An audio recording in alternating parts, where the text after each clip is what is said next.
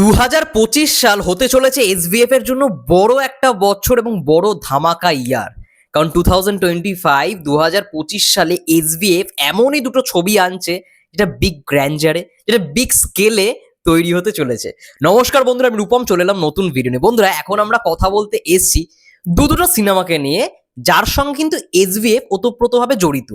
এবার দুটো সিনেমার অলরেডি থাম্বনেল দেখে বুঝে গেছো কি কি। একটা হচ্ছে যেটা সর্বপ্রথমে এটা আসতে চলেছে এই বছর এসভিএফ এর হাত ধরে, মানে কমার্শিয়াল সিনেমার দিক থেকে সব থেকে বড় বাজেটের ছবি, সেটা হচ্ছে তাণ্ডব, যেখানে আমরা মুখ্য চরিত্রে মেগাস্টার শাকিব খান এবং তার সঙ্গে সঙ্গে জয়া আহসান, এখনো পর্যন্ত যেটুখানি নাম কনফার্ম হয়েছে জয়া আহসানের নাম আমরা শুনতে পাচ্ছি, এবং তার সঙ্গে সঙ্গে পরবর্তীকালে তো অ্যানাউন্সমেন্ট পাবোই।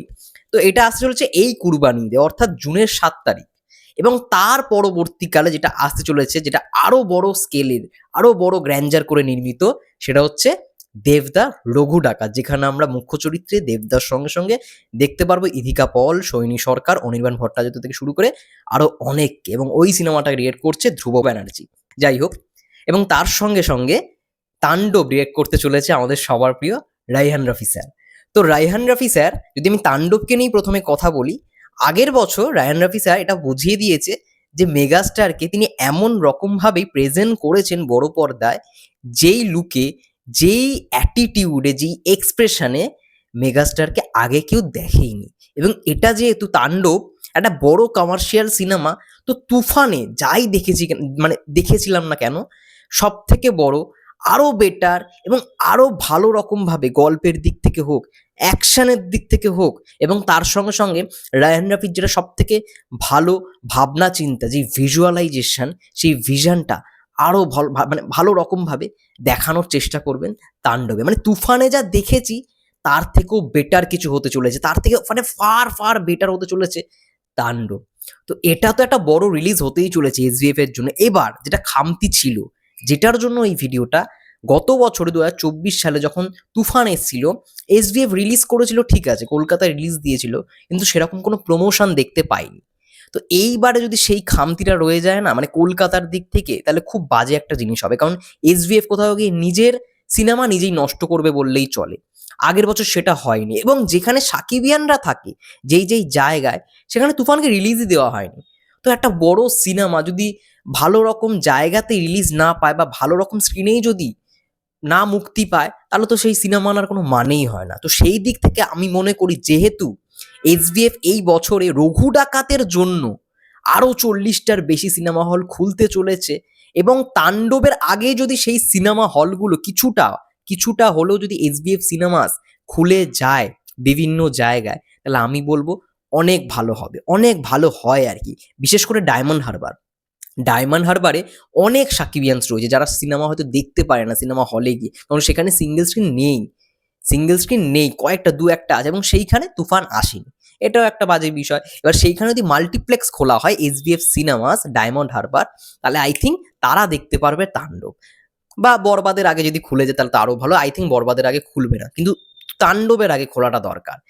এবং আরো একটা বিষয়, পরের যে টপিক, সেটা হচ্ছে রঘু ডাকাতের সঙ্গে যেহেতু দেবদার প্রোডাকশন হাউস জড়িত, সেই জায়গা থেকে প্রমোশনের কিন্তু কোনো খামতি থাকবে না, ওটা দেবদার মাইন্ড থেকে বেরোয়। তো সেই জায়গায় দেবদা কোনো খামতি রাখবেই না। আমরা দেখেছি খাদানে কিরকম ভাবে মানুষটা প্রমোশন করলো, এবং প্রমোশন কিং তার জন্য তাকে বলা হয়। তো তাই জন্য মানে রঘু ডাকাতের প্রমোশন নিয়ে কিচ্ছু হবে না, প্রমোশন হবেই হবে, ভালো রকম ভাবে হবে। সেটা এসভিএফ করুক না করুক, কিন্তু দেবদার প্রোডাকশন হাউস থেকে সেটা হবে। তো রঘু ডাকাতের মানে আলাদাই একটা ক্রেজ তৈরি হয়ে যাবে, কিন্তু আমি চাই তাণ্ডবের ক্ষেত্রেও জিনিসটা হোক। এবার তাণ্ডবের যেহেতু এপার বাংলা থেকে এসভিএফ, ওপার বাংলা থেকে আলফাই এবং চরকি, তো ওপার বাংলায় প্রমোশনটা হয়তো হবে ভালো রকমভাবে, কিন্তু এপার বাংলায় করাটা দরকার। এবং আই থিঙ্ক ভালো ভালো সিনেমা হলে রিলিজ দেওয়া দরকার। এই যে যেই সমস্ত জায়গা, মুর্শিদাবাদ থেকে শুরু করে বর্ধমান, ডায়মন্ড হারবার, এইখানে সিনেমা হলের সংখ্যাটা কমে গেছে। তো সেই সমস্ত জায়গায় যদি এসভিএফ সিনেমা মানে এসবিএফ এর নিজস্ব যেই সিনেমা হলগুলো যদি খোলার প্ল্যান করে আই থিঙ্ক অনেক বেটার হবে। বর্ধমানে আই থিঙ্ক আছে এসবিএফ সিনেমাস, তো সেই জায়গায় প্রবলেম হবে না। কিন্তু মুর্শিদাবাদের যদি কথা বলি বা ডায়মন্ড হারবারের যদি কথা বলি, সেইখানে আই থিঙ্ক তাণ্ডবকে রিলিজ দেওয়াটা দরকার। এবং সিনেমা হল যদি মানে এসবিএফ সিনেমা যেটা প্ল্যান করেছে 50টার কাছাকাছি সিনেমা হল খুলবে রঘু ডাকাত রিলিজের আগে, সেটা যদি তাণ্ডবের আগে কিছুটা হলেও পসিবল হয় তাহলে সেখানে তো অবশ্যই রিলিজ দেওয়াটা দরকার। আই থিঙ্ক এসবিএফ সিনেমাস তাদের নিজস্ব সিনেমা রিলিজ দেবে, এটা নিয়ে কোনো প্রশ্ন নেই, কিন্তু সিনেমা হলগুলো তৈরি হওয়াটা দরকার তাণ্ডব রিলিজের আগে।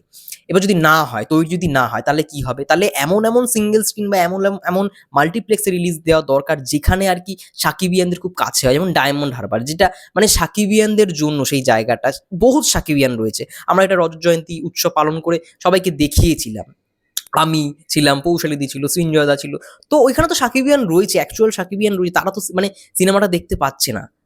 ঠিক আছে, আজ তুফানে নয় প্রিমিয়ারে তারা ছিল, তাদের ফ্যান ক্লাবটা ছিল, কিন্তু পরবর্তীকালে তাণ্ডব যখন রিলিজ হোক না কেন, যদি সেই মুহূর্তে যদি তাণ্ডব ডিরেক্টলি রিলিজ করা হয়, তাদের তো দেখার আর কোনো স্কোপ থাকবে না, তাদেরকে কলকাতায় আসতে হবে। এবার কলকাতায় কতজন আসবে কাজ বাজ ছেড়ে দিয়ে?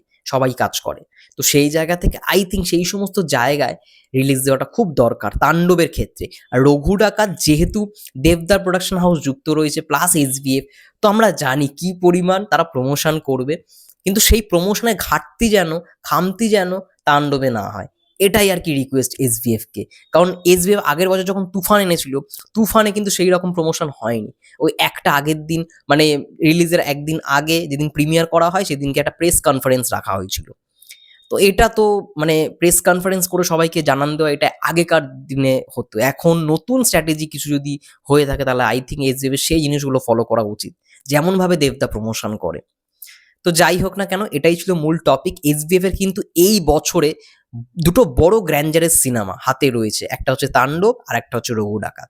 তো দুটোর ক্ষেত্রেই প্রমোশন যদি তুঙ্গে করে এসবিএফ পরবর্তীকালে আরো কমার্শিয়াল সিনেমা করবে, এইটুখানি ভরসা আমরা রাখছি। কারণ তুফানের মাধ্যমে কিন্তু এসবিএফ কমার্শিয়াল সিনেমায় হাত দেওয়া শুরু করেছে, এবং যখন দেখলো খাদান এত ভালো রকমভাবে মানে ব্যবসা করলো, এরকম গ্র্যান্ডার স্কেলে বানানো সত্ত্বেও ব্লকবাস্টার হলো, তো সেই জায়গায় কিন্তু এসবিএফ আবার রঘু ডাকাতকে আনার চেষ্টা করছে। রঘু ডাকাতের অ্যানাউন্সমেন্ট হয়েছিল 2021 সালে, সেই জায়গায় তারা কিন্তু প্ল্যানটা ফিক্সড করলো, এবং আমরা 1 জানুয়ারির দিন দেখলাম যে রঘু ডাকাত আসছে এই বছর পুজোয়, দুর্গা পুজোয়। তো সেই জায়গায় দাঁড়িয়ে এসবিএফ এর এইটুখানি বিশ্বাসটা আছে যে কমার্শিয়াল সিনেমা এখনো ওয়ার্ক করে। কিন্তু হ্যাঁ, তাণ্ডবের মতো সিনেমা যদি ভালো রকমভাবে প্রমোশনই না হয়, যেমন আমরা তুফানে দেখলাম, সেটা খুব খামতি হয়ে যাবে এবং খুব খারাপ লাগার বিষয় হয়ে দাঁড়াবে। তো দুটো সিনেমার ক্ষেত্রেই দারুণ রকমভাবে প্রমোশন করুক এসবিএফ, যাতে এসবিএফ এর নামটা সেই আগের মতনই থাকে, এবং এসবিএফ পরবর্তীকালে সাকিব ভাইয়াকে নিয়ে হোক আরও সিনেমা করতে পারে। মানে শাকিব খান এটা তো একটা ব্র্যান্ড, মেগাস্টার, তাকে এমনি এমনি বলা হয় না।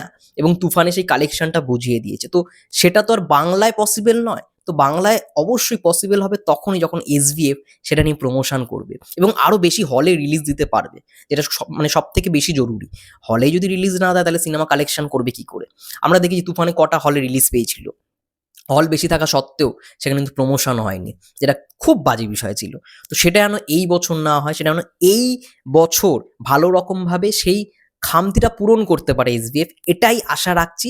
এবং এই দুটো সিনেমা এই বছরে যদি সেই ধামাকাটা দিতে পারে, তাণ্ডব ভালো ব্যবসা করবে এটুখানি ঠিকই, রঘু ডাকাতও ভালো ব্যবসা করবে ঠিকই, তাহলে আমরা পরের বছর আরো বড় গ্র্যান্ডারের কোনো একটা সিনেমা পেতে চলেছি।